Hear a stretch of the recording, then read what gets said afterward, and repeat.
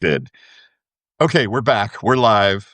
We begged everybody to come back. And it looks like people are actually coming back. Thank you so much, everybody, Hey, for sorry, rejoining the us.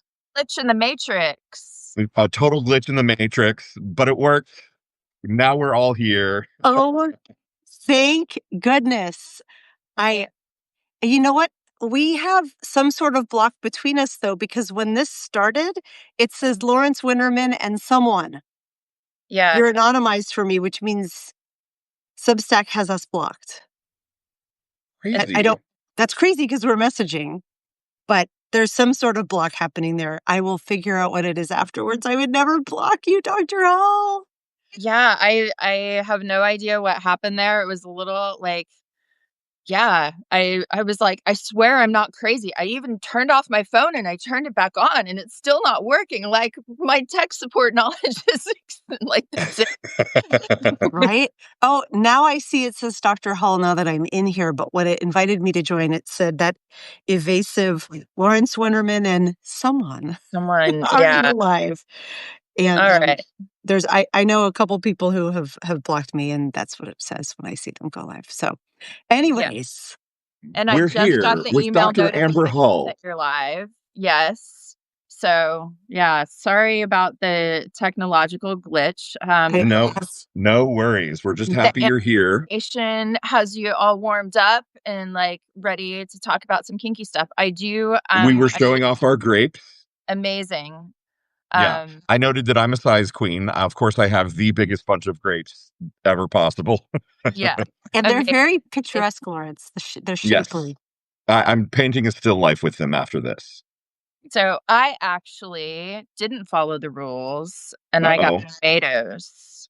Oh, I have those too in the other room. It just I thought the grapes, I don't know, matched my vibe better. Yes. Well, I was feeling a little bit of a tomato vibe today. But the point, we'll get to the point. So we'll have a Ooh. little bit of an abbreviated session today, unfortunately, from what I had planned for you guys, because I do have a full day of patients.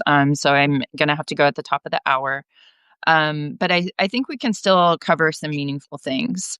And the way that I wanted to sort of enter this conversation is with an intention. I do yoga. Anyone who's done yoga before, I've had some body workers and, somatic kind of therapists who are like, what's your intention for what we're going to do today? Yeah. So my intention for what we're going to do today is to invite curiosity and to sort of facilitate a conversation, whether that's hi, Nick, whether that is within yourself or with a partner or partners, or just sort of a curiosity about how you go about your life. So with that, I'm going to pose the question to you. And I know everybody's kind of sympathetic nervous system is a little bit ramped up because today didn't start the way we anticipated, but that's how life Right. is. Mm-hmm. So I will pose to you and to the audience, what comes to mind when I say the word kink? Okay. You don't have to say it out loud, but you have a picture in your head, right? Mm-hmm. What comes to mind when I say the word BDSM? And are those two things different from one another? Sex, me. We got some people like chiming in the chat. So the the way that I think of BDSM, which stands for bondage, domination, submission, sadism, and masochism, is sort of like when it comes to the popular culture, it tends to be a little cartoonish or abusive, right? And so I tend to shy away from those terms for that reason, unless I'm in a space where, people generally have an understanding or have studied some of this stuff. Um, Kink, my thesis is that kink is in the eye of the beholder, Hmm. right?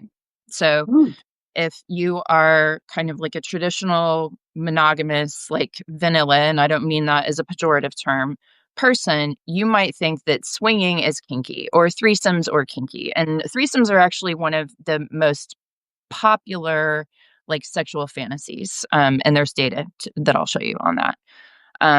But if you talk to people who are into swinging and they go to swingers resorts and hang out, at sex parties and stuff like that, they're like, no, no, no. Like kink is a whole other different thing. We are just like vanilla swingers. We like playing with other people. There are like shibari. If you're not familiar with shibari, it's the Japanese art of rope bondage. It's a very sort of like sensory experience that I've written about this on my Substack. The compression of, rope can be very soothing in the way that like a weighted blanket is soothing. And people who are into shibari are like, like very sort of like hyper focused. They're like off in the corner, like burning incense, smoking a joint and tying their knots, And so some people would say that because that doesn't involve kink, or that doesn't involve sex, that it's not necessarily kinky. So there's this whole like spectrum of, things that people are into or things that people are curious about. But I would also invite you to consider that many people have a very conflicted relationship with sex, even within themselves, right? Yes. And whether that has to do with one's sexuality or queerness or queer curiosity or interest in non-monogamy or whatever it is, right? Like even some people are even like have so much religious trauma or shame or like history of violence that even a vibrator seems kinky.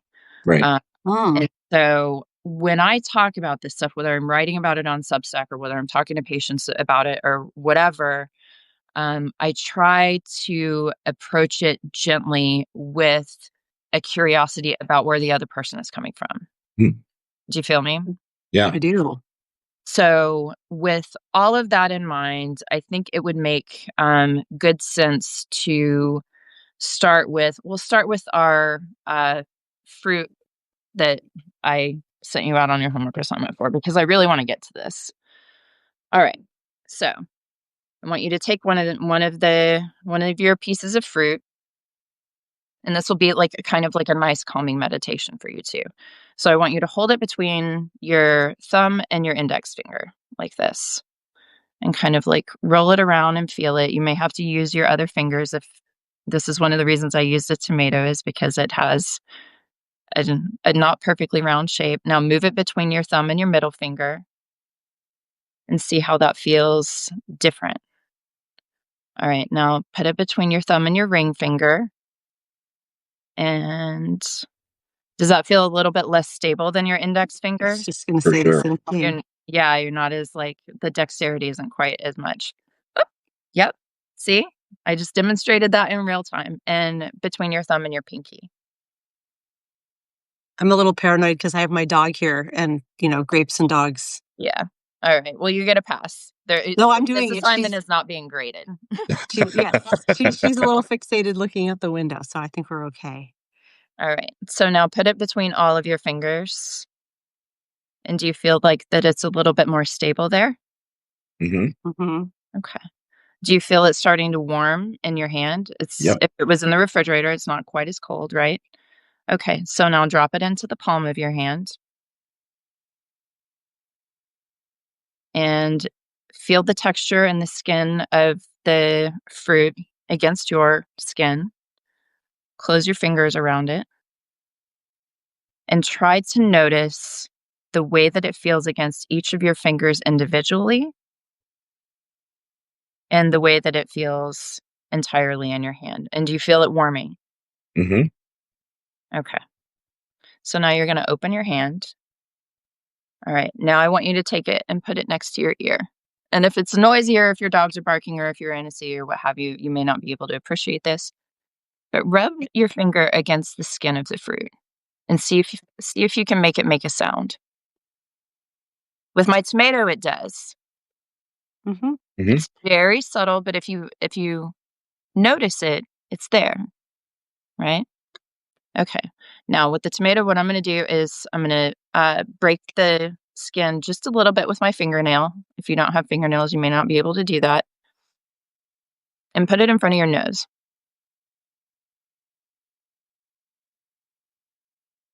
And notice the smell.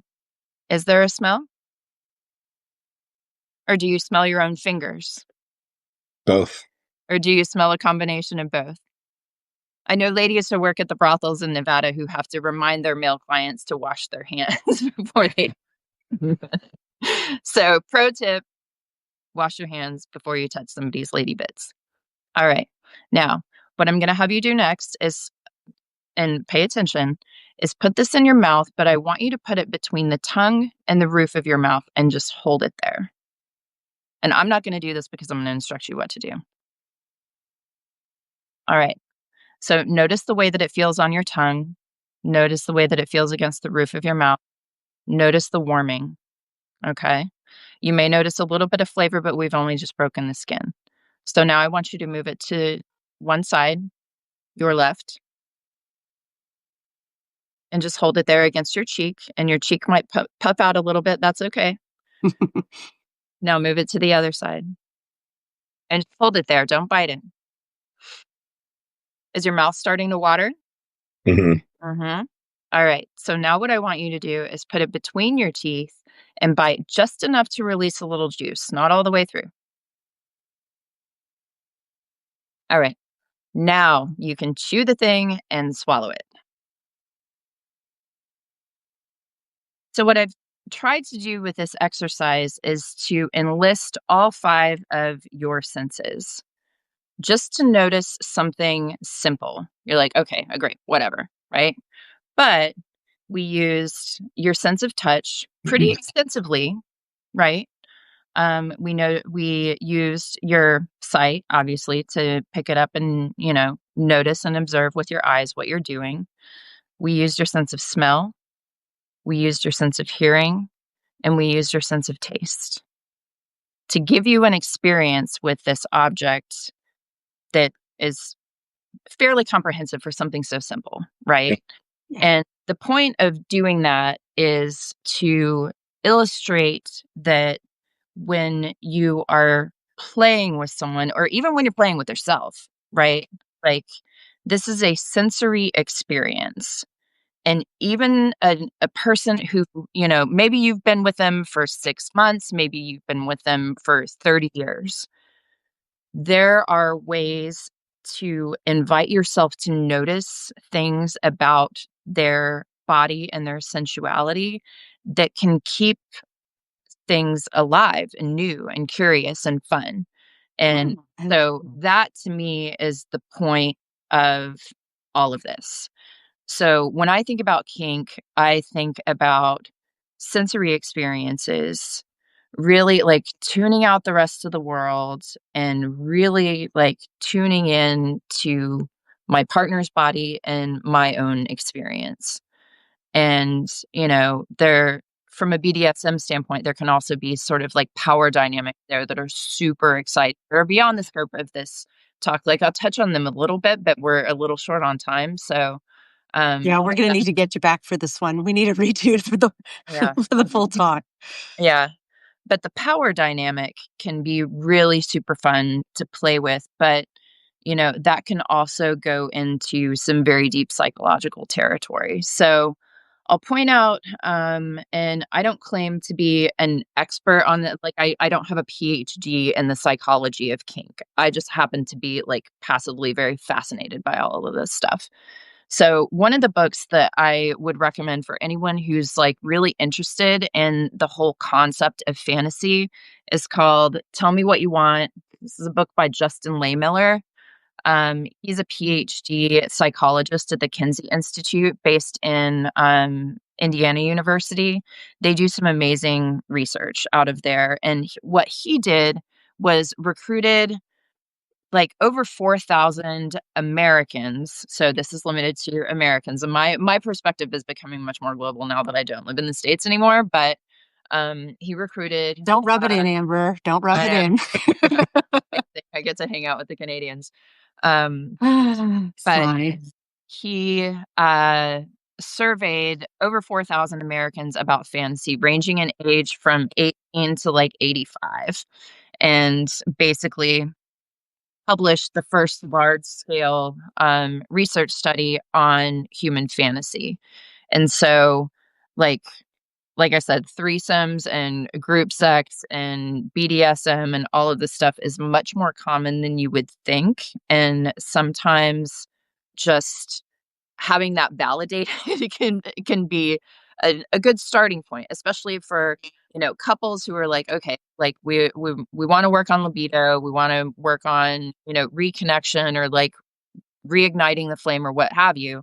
Things like this are a good place to start because it's a good conversation starter, right? And Leigh Miller has a podcast, and he's not paying me to say any of this stuff. I genuinely like his work. He's a frequent guest, or at least a guest sometimes on Dan Savage's podcast, Savage Love, because I know his name. When you said Justin Lee Miller, I'm like, I know that. Why do I know him? And that's where it's from. So Nice. Yeah, there's doing the rounds. absolutely, yeah. And actually, in Vegas, there is an erotic history museum that Ooh, the next time you're in Vegas, I would recommend going and checking out. And there's a whole exhibit dedicated to that research study and that work. amazing. So yeah. And another thing that just from a clinical standpoint, so when I'm talking to patients, and most of my patients are sort of like perimenopausal, midlife, and older ladies. I see some adolescents. Hey, girl. But yeah, so when people come to me, one of the most common things I hear about in sort of perimenopause and menopause is decreasing libido. Right. And so I think of this in, sort of a biopsychosocial model. And there are things that we can do to address the biology of decreasing libido, including getting people who want to be on hormones on estrogen and progesterone, and testosterone has been FDA approved for the treatment of hypoactive sexual desire disorder in postmenopausal women. I sometimes prescribe it off label for perimenopausal women as well. Um, so we can address the medical elements of that. As I've mentioned in my previous talk, I'm a huge fan of topical vaginal estrogen for maintaining the cellular architecture of the vagina and the pelvic floor in general, because you can't even really start the conversation about kink if your body's not feeling up to like being receptive to any of this. The psychology of it is really important. And again, like I've done a lot of reading on this topic, and then that partner dynamic is the other piece, the social piece. So another one of the books that I have really found useful is, I think that this is probably the best book on kink that I have read. It's called Sexual Outsiders: Understanding BDSM Sexualities and Communities. And it was written by, I believe, a PhD psychologist and like a master's level therapist. Really good reading on the topic of the psychology of kink. Can you say the name of that book again? Yeah, it's called Sexual Outsiders. Understanding BDSM Sexualities and Communities. And like I've got this thing like dog-eared and highlighted. It's really good. Okay. I have a few other books that kind of go into the psychology of BDSM and kink. This is like a Jungian sort of archetypal, very like in the weeds stuff. But if you like to nerd out on that kind of thing, it's a decent book. And this is more, this is called The Leather Couch: Clinical Practice with Kinky Patients. So it's, understanding kinky patients from a clinical standpoint. So with all of that being said, this is all pretty like in the weeds, and you invited me on here to talk about sex toys. So, Yeah. I do want to say before we move topics that we've always known it was a big loss to the US that you left. Fully support why. Jealous that you got out, frankly. But what a loss to also lose a physician who understands all these topics and has done so much work. Because confession, I am not a super kinky person, but I do know from years of listening to Savage Love and listening to friends that it's hard to find clinicians if one is queer, if one is very kinky. Like, it's hard to find physicians without judgment. Yeah. And who have an understanding of the different medical needs. So bravo to you for doing all the extra reading and for all the care you're taking for your patients. And bravo to Canada for getting your daily care. Thank you for bringing it here to us. Yeah. Yeah. And I will say, as a gay man, it's been really important to me to have a gay male physician, which I do. I was lucky enough to live in Seattle where there were several. And um, I mean, maybe by the nature of just being gay, I think the conversations around kink and threesomes and, sexual adventurism are maybe more common in a gay physician's office. But it's made all the difference in my personal care in having a physician who understood sex and sexuality. And so, Dr. Hull, I know the service you're providing for your clients is, kind of meeting that bar of approaching it from a human space. And for everyone out there, if you don't have a physician like Dr. Hull who kind of understands what it's like to be fully human and engage in healthy sex, please go find one. It really does make a huge difference in your life. Yeah. And I'll also say to you, and thank you. I appreciate that. And one of the things that I'm trying to do with Substack, right? So for people who don't follow me, my Substack is Under the White Coat. And I write about a lot of different things. I do write about libido. I write about, the psychology of kink. I write about, one of my most popular articles was So You Want to Try Butt Stuff. I write about menopause and how that relates to women's sexuality. I write about immigration. I write and I post a lot of art, and I never use AI. So just heads up about that. I'm a true artist. uh, but Excellent. part of my intention, again, here is on Substack is to provide information both to people who feel like they don't have anybody else to talk to about this stuff. And also, I have a lot of people in the medical community who follow my work: doctors, nurses, PhDs, academics, psychologists. And so I'm trying to both educate the general public about this in an accessible way, but also to provide, kind of a conversation to physicians about this. And I'll tell you too, like when I was in Vegas, I planned and hosted a sexual wellness retreat, right? That Amazing. almost 30 people showed up to. And no, it was not an orgy. It was not a sex party. It was, a couple of days of conversation around consent and autonomy. And we did have performances because I have, friends who are circus performers. So we had, my friend did aerial pole, and I had some friends who did Oh like my a gosh. live demonstration of Nice. suspended shibari with fire, and and it was really cool. And I for people who are Damn, interested girl, in, that sounds like fun.